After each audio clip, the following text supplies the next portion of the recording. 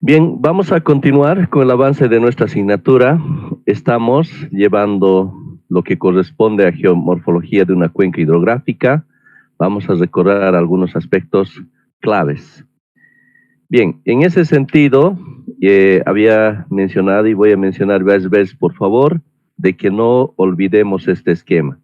Cuando pensemos en hidrología, por favor, siempre recordemos este esquema en términos que la respuesta hidrológica de una cuenca, lo que nos interesa, ya habíamos dicho en hidrología, nos interesa la determinación de caudal. Entonces, cuando pensemos en hidrología, el objetivo es la determinación de este caudal, ¿verdad?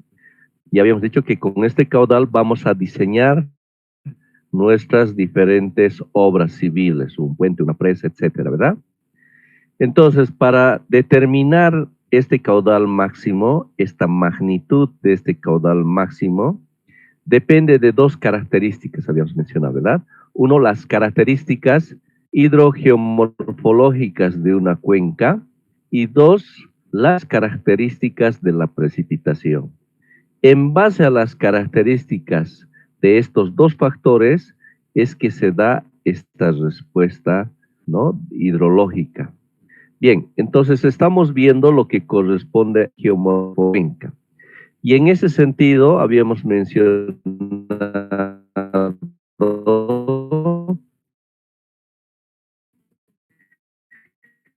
el área, la forma, la pendiente, las características de su cauce principal. Como ya hemos visto, todos estos factores inciden en términos que tengamos un mayor caudal o un menor caudal. ¿Está bien? Habíamos mencionado del área, que ciertamente es un factor clave importante, porque precisamente hay una relación directa en términos del tamaño de la cuenca y el caudal correspondiente. Habíamos mencionado que el área se trabaja en kilómetros cuadrados en áreas grandes y en hectáreas en áreas pequeñas, como por ejemplo habíamos dicho que en el diseño del alcantarillado pluvial, que vamos a ver en Ingeniería Sanitaria 2, vamos a ver pues el cálculo que se trabaja en términos de hectárea por los pequeños aportes, ¿no? Muy bien. Luego tenemos ahí la clasificación de cuenca grande, cuenca pequeña, y también el otro factor clave que habíamos visto es la incidencia de la forma, ¿verdad? Es muy importante la forma en términos, ¿no?, de esta amortiguación que se pueda dar de nuestro caudal pico, ¿verdad? Entonces, es muy importante también considerar ese factor. ¿Está bien? También otro factor clave importante es la curva ipsométrica de una cuenca, ¿no? ¿Qué era la curva ipsométrica?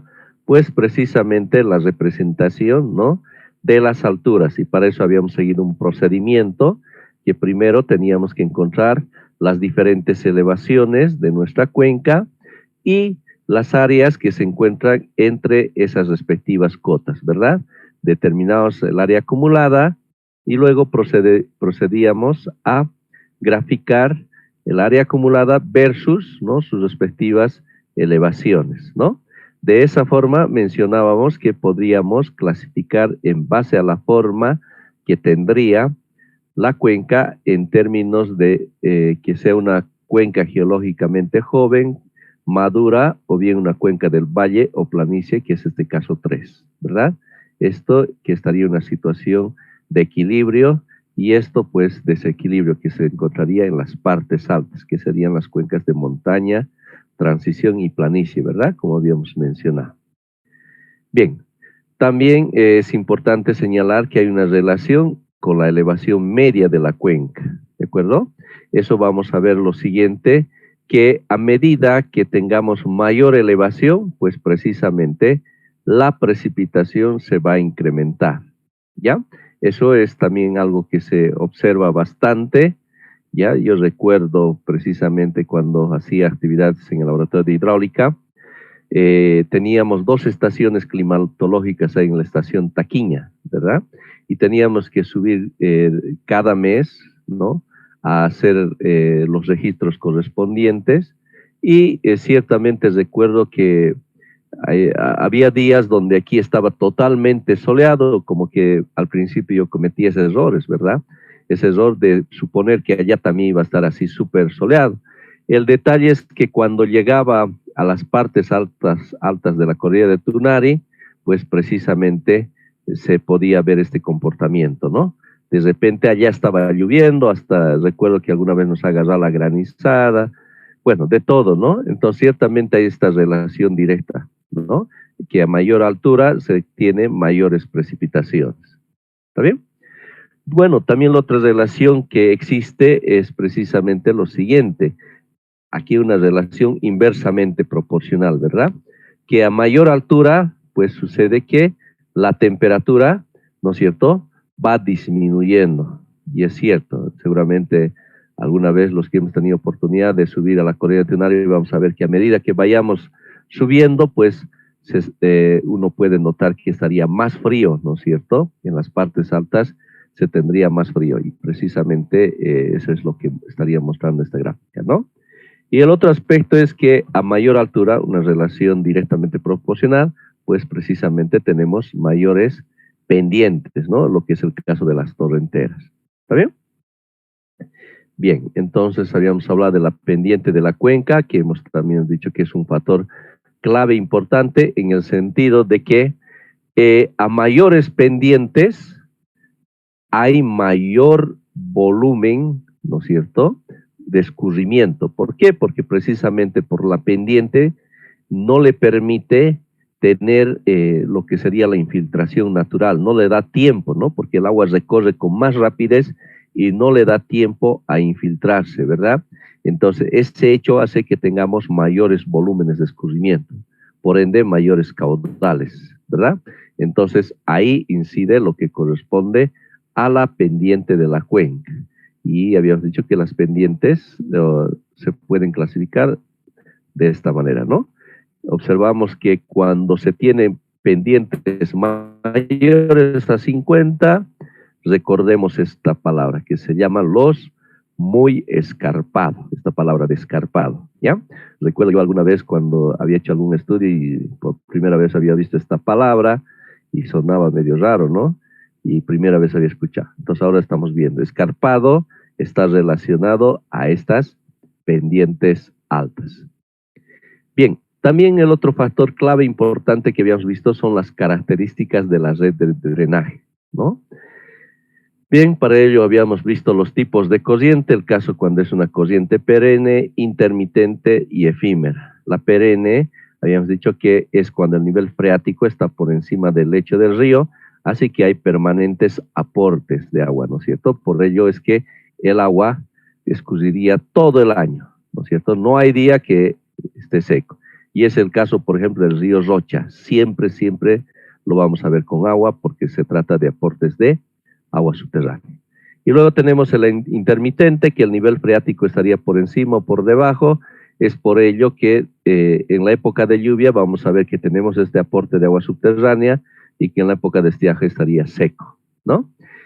Bueno, en este caso, las efímeras, siempre el nivel freático va a estar por debajo, es por eso que solamente va a haber agua después de que se dé una tormenta y después va a estar totalmente seco, ¿verdad? Como habíamos mencionado.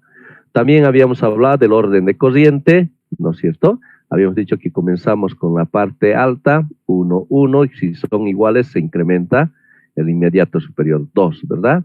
En cambio, si es el 1 y el 2 diferente, se adopta el mayor, ¿no? Entonces, de esa forma obtenemos el orden, ¿no? Que representa el grado de que tendríamos, ¿no es cierto?, en términos de la red que se estaría produciendo, ¿no? Eso representaría. Muy bien. Luego habíamos visto el tema del cauce principal. Para determinar, habíamos dicho que tenemos que seguir con el orden más alto y en el caso de un empate tenemos que tomar el que tenga mayor aporte, ¿verdad? Y lo que llegue a trazarse, eso es nuestro cauce principal, ¿no? Muy bien. Entonces tenemos ahí la longitud, que es un factor clave que interviene, y algo que tiene que ver con el cauce principal, especialmente es el tema de la pendiente, que en términos de facilidad de cálculo es H, que representa la diferencia entre el punto más alto y la cota más baja de nuestro cauce principal, ¿verdad? Dividido entre este L, que sería esta proyección, tendríamos ahí la pendiente, ¿no? Muy bien, también las pendientes se pueden clasificar al igual que lo que serían las pendientes de las cuencas, ¿no? Y ahí tenemos el muy escarpado. Muy bien, hasta ahí habíamos llegado, ¿verdad? Entonces hemos hecho un recordatorio, ahora continuemos. Muy bien. Vamos a ver este término que es uno de los términos más importantes en hidrología, que por lo cual les voy a pedir que nunca nos olvidemos de este concepto de lo que representa el tiempo de concentración, ¿no? ¿Qué es el tiempo de concentración? Nos dice, se define como el lapso de tiempo, es un lapso de tiempo, que tarda el agua en ir desde el punto más alejado de la salida de la cuenca hasta alcanzar dicha salida. A ver, ¿qué quiere decir con eso? Bueno, quiere decir lo siguiente. Aquí tenemos la salida de nuestra cuenca, ¿verdad? Entonces nos dice que con relación a el punto de salida de nuestra cuenca, entonces vamos a suponer que tenemos un cierto sistema de drenaje natural, ¿verdad? Así como estamos trazando. Entonces tenemos que encontrar el punto más alejado y podría ser de repente el punto más alejado, ¿no? Entonces una cierta gota que va a llegar a ese punto más alejado, ¿no? Va a tomarle un cierto tiempo en recorrer desde ese punto hasta la salida de nuestra cuenca, ¿no es cierto? Le va a demorar un cierto tiempo, ¿no es cierto? Y la pregunta es, ¿qué tiempo? ¿Y de qué dependerá el tiempo que le tome recorrer a esa gota más alejada? Pues vamos a ver que precisamente va a depender de ciertas características de nuestra cuenca, ¿verdad? Va a depender de repente lo que hasta ahora hemos visto del orden de corriente, va a depender de la pendiente del cauce principal, de la pendiente de la cuenca, va a depender de la vegetación, del tipo de vegetación. O sea, en realidad, de alguna forma estaría interviniendo todos aquellos factores que hasta ahora hemos estado conversando. Van a incidir en este tiempo, ¿no? Que va a recorrer esa gota más alejada. ¿De acuerdo? Entonces, a ese tiempo, ¿no? Le estamos llamando lo que es el tiempo de concentración, ¿no es cierto? Tiempo de concentración, que es, habíamos dicho, el tiempo que demora a la gota más alejada con relación a la salida de la cuenca, ¿no? El tiempo que le demora. Entonces, para nosotros, ese es el tiempo de concentración. Y este concepto, por favor, les voy a pedir que no nos olvidemos, ¿verdad? De algunas cosas que tenemos que acordarnos de hidrología, una de ellas es este concepto del tiempo de concentración, ¿no? Bien, entonces si, por ejemplo, entramos a internet, algún navegador, Chrome, por ejemplo, y ponemos en el buscador de Google, puede ser, y ponemos el tiempo de concentración, vamos a encontrar N material con relación al tiempo de concentración, porque es uno de los conceptos más usados en el campo hidrológico, el tiempo de concentración. Les voy a pedir que no nos olvidemos de este concepto del tiempo de concentración, ¿verdad? Podemos asimilar como una cierta gotita que va a estar la más alejada y el tiempo que esa gotita le va a demorar, ¿no? En salir. Ese es para nosotros el tiempo de concentración. De hecho, es uno de los términos más estudiados, ¿no? Para poder determinar ese tiempo de recorrido. ¿Está bien? Por ello, les voy a presentar, ¿no?, estas 4 ecuaciones, ¿ya? Bueno, si nosotros entramos a Internet, vamos a encontrar, así, de los investigadores que se han dedicado a este estudio de la determinación del tiempo de concentración, muchos.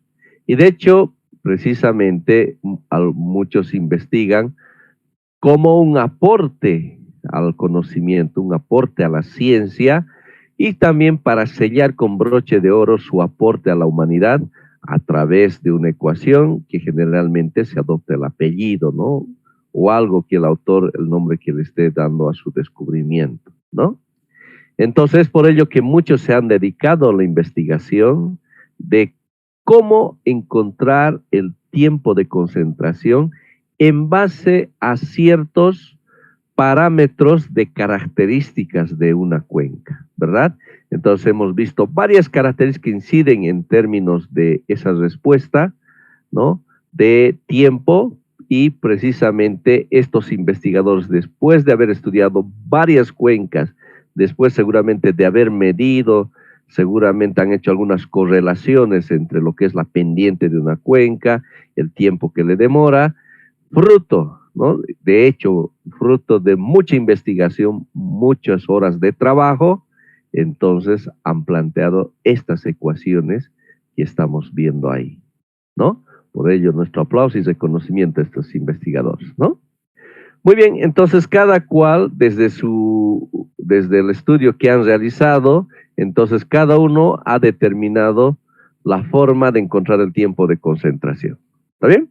Vamos a ver, por ejemplo, que Kirpich, para determinar el tiempo de concentración, él ha encontrado que depende de LP y depende de S, de esos dos factores. ¿Qué es LP?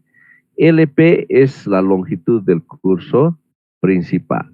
Ya sabemos cómo determinar el curso principal, ¿verdad? Si recordamos, se trataba de aguas abajo siguiendo los tramos de mayor orden, ¿no? Entonces, de esa forma determinamos el curso principal y por ende podemos determinar la longitud que le corresponde.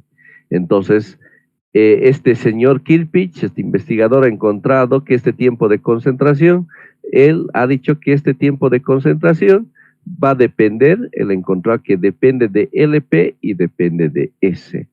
Entonces, LP ya sabemos cómo calcular y S también ya sabemos calcular, que representaría la pendiente de lo que correspondería al curso principal, ¿no? Creo que no hay un S por ahí.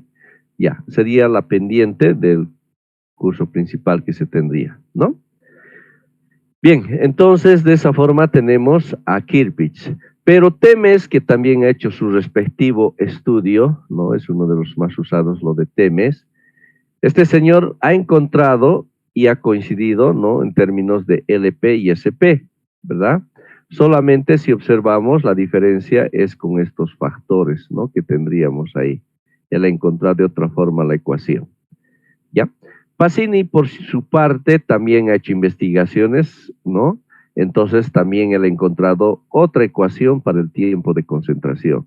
Y miren, él además indica lo siguiente, que aparte de tomar en cuenta LP, que es la longitud del curso principal, y tomar en cuenta la pendiente del curso principal, a su vez está tomando en cuenta lo que corresponde al área de drenaje, ¿verdad? Nos está diciendo que el tiempo de concentración hay una relación directa con el tamaño de la cuenca, por supuesto, ¿no?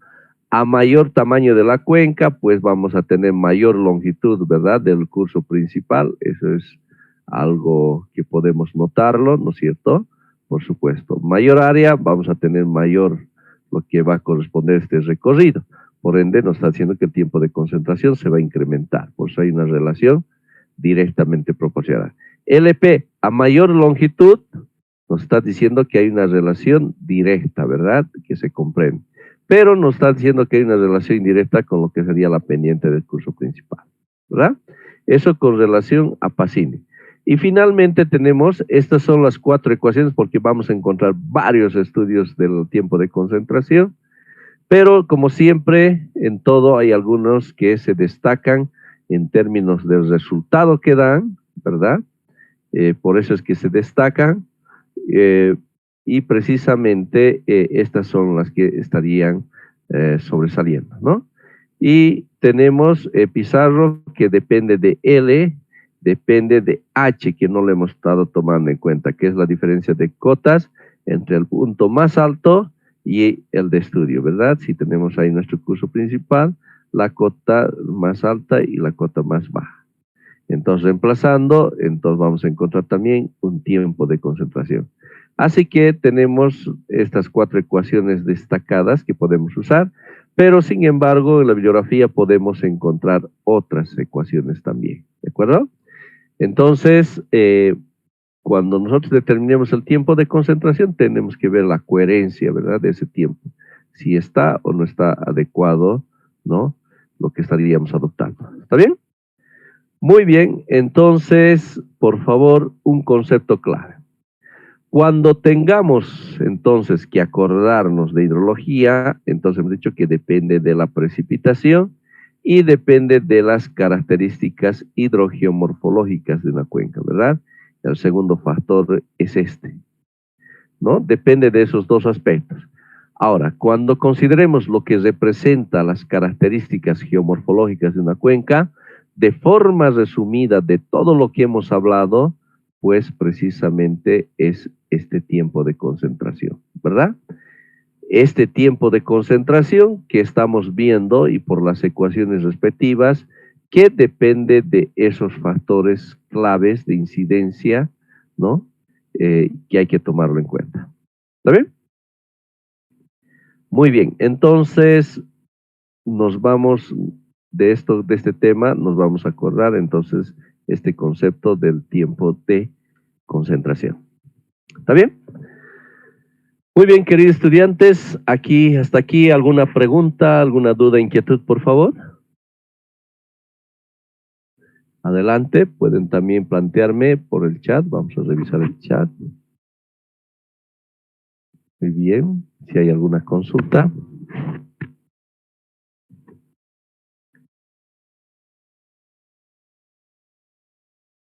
Muy bien, entonces, de esta manera, estamos cerrando lo que corresponde a esta primera parte, ya a lo que corresponde el comportamiento, la incidencia de las características geomorfológicas de una cuenca, ¿verdad?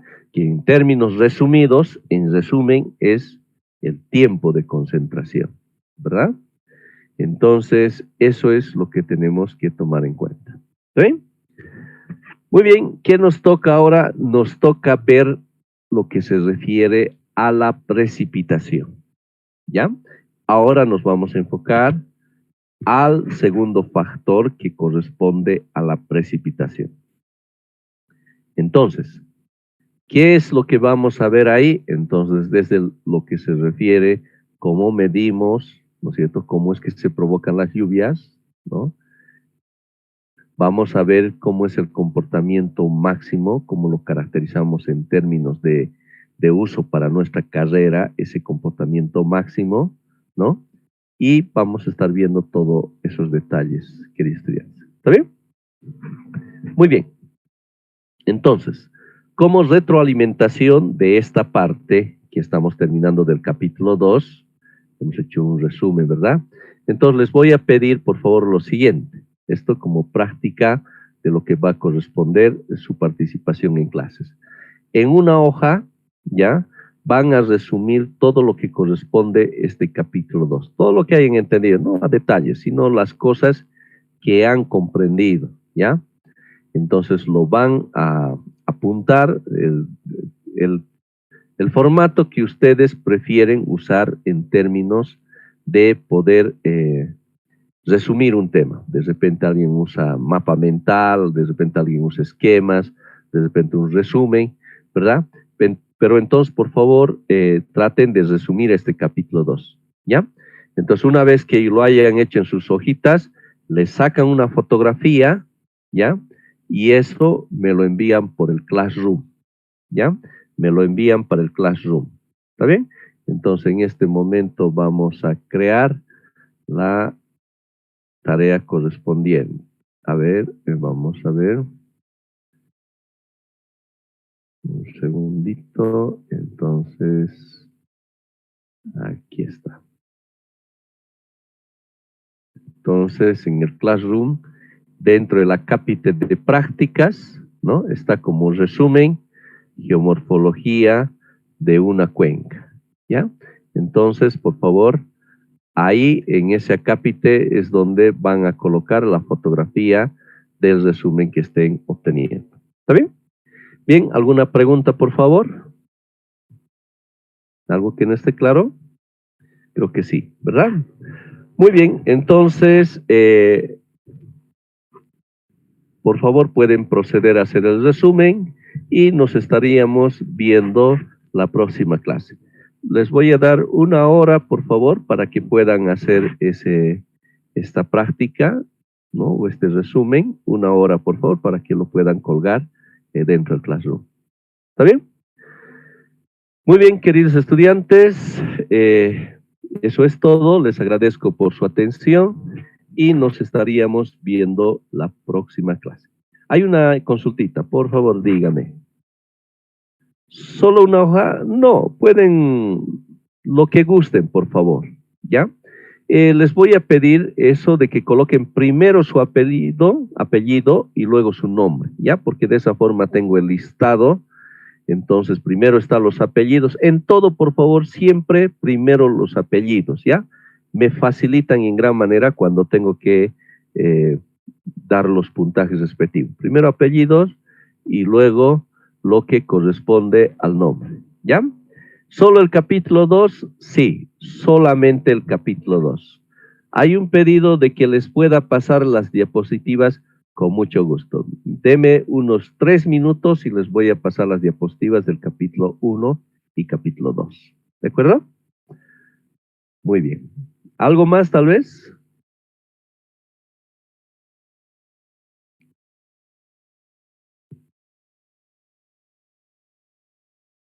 Excelente. Muy bien, queridos estudiantes, tengan una preciosa noche. Dios les bendiga.